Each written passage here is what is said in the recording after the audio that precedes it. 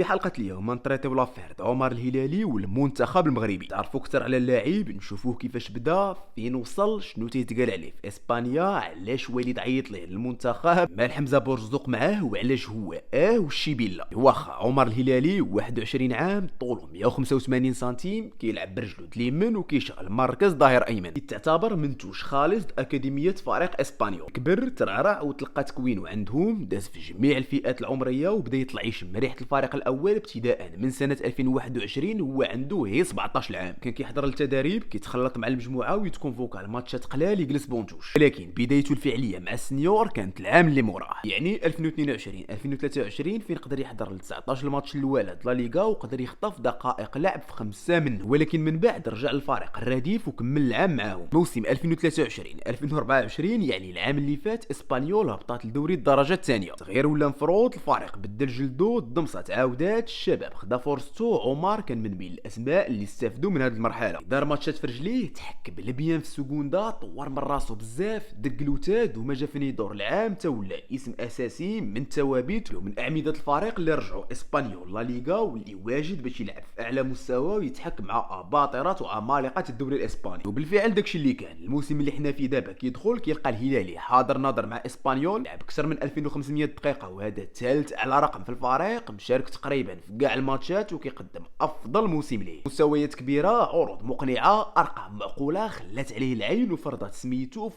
اغلب التصنيفات. هذا العام ما يمكنش تهضر على افضل ظهير ايمن في الدوري الاسباني بلا ما تجبد عمر. ضروري تلقى سميتو ماشي هو الطوب ولكن كاين مع الافضل. وهادشي ماشي انا اللي كنقوله، ولكن ارقامه، الاحصائيات اللي مسجلها والجمهور الاسباني يكفيه تعرف باللي الهلالي هو اللي عنده اكبر عدد لي طاك ناجحين في لا ليغا، و94 طاق ناجح، واللي موراه هي 78، واللي قدر يربح اكبر عدد لي دويل بين اللاعبين لا ليغا اللي عمرهم قل من 23 عام. ضد ريال مدريد ربح 6 المواجهات من اصل 6، وخرج ماتش كبير وخا لعب على فينيسيوس جونيور، والتصويرات دارت بزاف ديك الساعه. ضد ريال سوسيداد ربح 9 لي دويل من اصل 10، وخرج ماتش كبير وقدر يسجل اعلى تقييم فرقته. ضد اتلتيكو بيلباو ربح 10 لي دويل من اصل 13، وتا هاد المره خرج ماتش كبير وخا كان لاعب على ويليامز بطل اوروبا. الا ركزتي مزيان في هادشي اللي فات تلقى بلي كاع هاد الارقام والهضره دايره على الجانب الدفاعي. اكبر عدد لي طاكل، اكبر عدد المواجهات المربوحه، وقف هذا، زمت هذا، وقطع البوضو على الاخر. وهادشي ماشي عندي،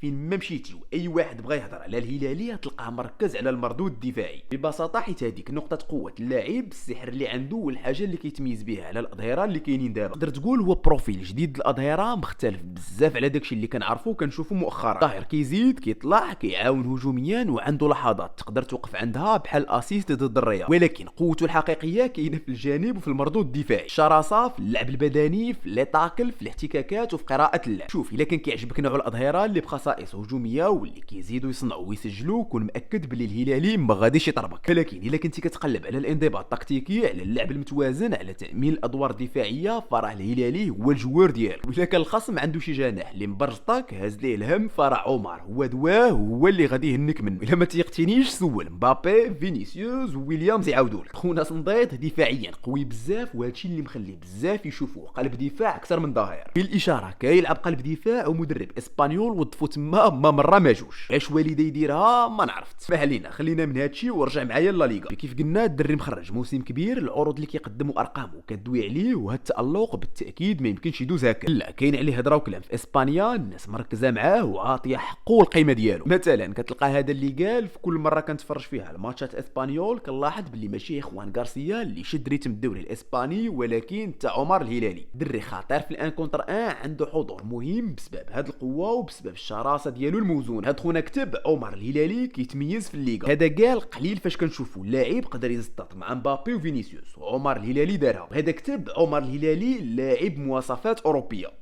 وما خاصوش يبقى في اسبانيول العام الجاي. وهذا قال نقطه قوه الهلالي بالنسبه ليا هي الانرجي اللي عنده، الالحاح والشراسه ديالو في اللعب.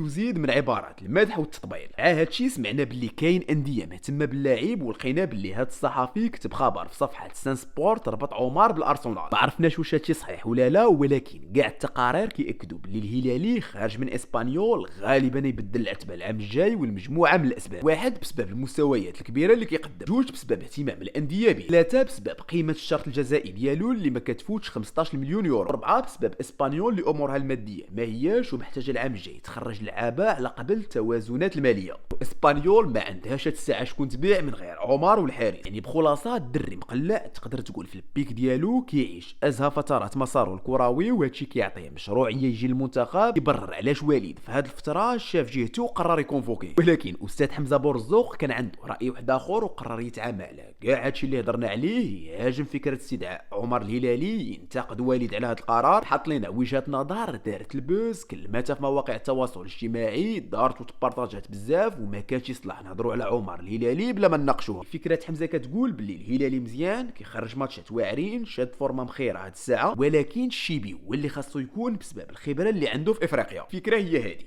زيد عليها اسلوب بورزوق، قفشت سعيد فتاح، لمست نبيل بن شقرون، وحنا عندنا فيديو شاعل قلب المغرب كامل ونوض نحل على وليد وعلى اللاعب اللي يلاه حط رجلو في المنتخب. ولكن بلاتي اجي نعاودوا الضمصه ونهضروا على حوايج واحد اخرين اللي ممكن يكونوا غفلوهم الدراري واللي ضروري يتحطوا باش الصوره تكمل. شيبي مزيان افضل ظاهر في الدوري المصري عنده خبره في افريقيا ولكن هادشي ما كيمنعش حقيقه انه الهلالي بروفيل جديد في المنتخب ما كيشبهش المزراوي وما كيشبهش الحكيمي. ملي كنهضروا على بروفيل جديد كيعني حلول جديده وامكانيه توظيف جديد، يعني كيزيدك شي حاجه اللي ما عندكش في الفرقه واللي يمكن تخدمها بشكل جديد، العكس ديال الشيبي اللي كيبقى قريب الاشرف في لعبه، عنده نفس الخصائص نفس الاسلوب اللعب وكيغطي نفس الوظائف. الا سولتي اي مدرب واش تقدر تلعب اشرف والشيبي بجوج في نفس الماتش ونفس الجهه يقول لك لا، ولكن واش يمكن تلعب اشرف وعمر بجوج في نفس الماتش يقول لك يمكن تطير حكيمي في وسط الميدان وتزيدوا الانصاف المساحه، ولا تلعبوا جناح وتستافد من سرعته وامكانياته الهجوميه وفي نفس الوقت تحط موراه الهلالي يكوفري عليه ويغطي الصاد اللي يجي من جهته. يعني الشيبي عنده خبره في افريقيا ولكن الهلالي يعطيك بروفيل جديد وحلول جديده تقدر تنفعك وتقدر توقف عليها. بمعنى حنا هنا ما كنهضروش على بديل كلاسيكي وعلى تغيير بوست ببوست، لا بديل دخولو تقدر تقلب به اسلوب اللعب وتغير به منظومه. وهي الاشاره ديك الخبره في لافريك راه ليها وعليها وماشي كلشي يقدر يتفق معاك فيها. كاين اللي يقول لك ماشي حيت نلعبوا في افريقيا ضروري نعطيو الافضليه والاسبقيه للدراري اللي عندهم ماتشات كثر في القاره، وباش يناقشك يقول لك الدليل هو افضل انجاز قدرنا نديروه في كاس افريقيا اخر 10 سنين داروه هيزماكريا اللي ما كانوش شافوا لافريك قبل. باش يزيد يهضر معاك يفكرك باللي نهار الطوسي مشى في هاد الطريق وامن بهاد الفكره ونزلها للواقع، صحاب الخبره في افريقيا خواو به ما دارتش معاه الكره والنتيجه كانت كارثيه. وفي الاخر يقول لك ما تنساش باللي في هاد كاس افريقيا اللي جاي ما غاديش يكونوا ديك الاجواء اللي كتعرف ماتشات يتلعبوا في الرباط بولوز الزربيه الجو مبرد واللي تشهيتيها تلقاهم. ملي كنهضروا على الخصوم يدافع بفكره انه الهلالي بالفيزيك ديالو القوه لعبو البدني يقدر يكون مناسب اكثر، يعني هادشي كامل نسبي وكيف ما كيلعب في مصلحه هذا في لحظه يقدر يتقلب ويلعب في مصلحه الاخر. الفكره اللي بالنسبه لي تقدر تكون منطقيه هي هاد الساعه باقي الحال باش نهضروا على الظلم الحقره وشكون اللي صالح. شيبي فايت لي خدا فرصه والد كيعرفو سبق لي عيط ليه دا معاه الافريقيه في الوقت اللي ما كان حتى واحد دايها فيه، ودابا يعطي فرصه لعمر الهلالي يشوفوا في التدريب مع المجموعه ويوزن الحلول اللي يقدر يعطيها ليه. كنظن القضيه بسيط بزاف من انه حمزه يتعصب يتنرفز ويكشكش، ولكن عادي هذاك هو اسلوبه وهذيك هي طريقته. ولكن ما علينا،